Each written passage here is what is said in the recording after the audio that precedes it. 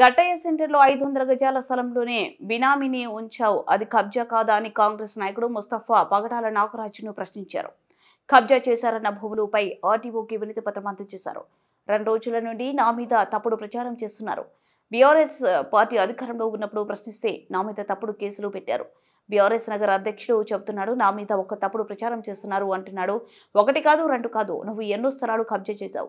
ఇక్కడ ఉన్న ప్రతి ఒక్కరికి కాంగ్రెస్ ప్రభుత్వం అధికారంలోకి రాగానే పట్టాలు ఇప్పించానన్నారు. రాళ్లు గుట్టలు బాగా చేపించిందే నేను, కబ్జా చేయడానికి ఆ స్థలమే దొరికిందా అని ప్రశ్నించారు. నేను కబ్జా కానీ భూదందా కానీ ఒకరి వద్ద పంచాయతీ చేసి 1 రూపాయి తీసుకున్నా అని నిరూపిస్తే రాజీనామా చేయడానికి సిద్ధమని అన్నారు. ఉద్యోగం కోసం డబ్బులు తీసుకున్నా అంటున్నాడు. ఖాళీగా తిరుగుతుంటే తనకు ఉద్యోగం ఇప్పించే ప్రయత్నం చేశా, కుదరక తన డబ్బులు తనకి ఇచ్చేసా అన్నారు. తెలిసిన ఏరియా కూడా కాలవడు, ఒక పెద్ద షెడ్ ఉంటుంది, ఏదైతే ఫ్రూట్స్ అమ్ముకుంటున్నారు. ఇప్పుడు ప్రస్తుతానికి అది ఆగింది. గుంటుమల్లె స్వామి టెంపుల్ కి సంబంధించిన ప్రాపర్టీ అది. అయితే డేగా బాబు గారు అని చెప్పేస్తున్నారు కోదాట యాదవ్ అతను, ఒక మంచి రియల్టర్. అతని దగ్గర నుంచి 50 lakhs rupees తీసుకొచ్చినట్టు నేను ప్రూవ్ చేస్తా. 50 లక్షల రూపాయలు తీసుకొచ్చి ఎన్ఓసీ ఇస్తా అని చెప్పి మంత్రి వాళ్ళు అప్పుడు తుమ్మల నాగేశ్వరరావు గారు మంత్రిగా ఉన్నారు. ఇది ఆయన దృష్టికి పోయింది. ఇమీడియట్లీ రిఫ్యూజ్ చేసింది వీడిని. అక్కడ మున్సిపల్ కమిషనర్కి చెప్పడం జరిగింది. ఎందుకంటే మేము వైఎస్ఆర్సీపీలో ఉన్నాం, మాకు అన్ని విషయాలు తెలుసు.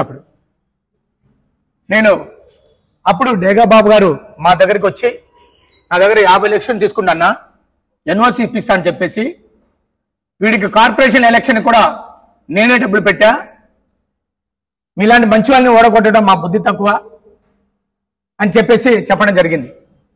రెండో విషయం ఏంటంటే ఎంత దౌర్భాగ్యం అంటే ఆయన ఇలా ప్రెస్ మీట్లో మాట్లాడిన భాష తెలుసు కదా. ఆ భాష ఎట్లా మాట్లాడిండు, ఏ భాష మాట్లాడిండు, ఏ రంగంగా మాట్లాడిండు. మా కాంగ్రెస్ పార్టీ మాకు ఆ సంస్కృతి నేర్పిలే. మేము పద్ధతిగా పోయే వాళ్ళం. నువ్వు మాట్లాడితే ప్రజలు నిన్ను చూశారు, ఇది పాత్రిక మిత్రులు కూడా చూశారు. ఇంకొక విషయం నేను మంత్రివర్ల గురించి చెప్తా ఉన్నా, తుమ్మల నాగేశ్వరరావు గారి పేరు తీయడానికి నీకు అర్హత లేదు.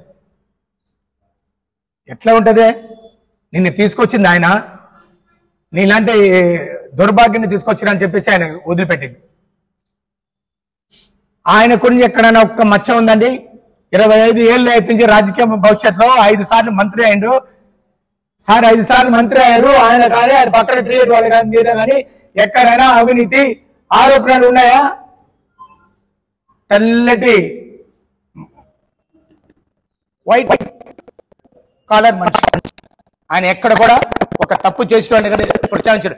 ఎందుకంటే ఆయనతో పాటు మేము జర్నీ చేస్తున్నాం.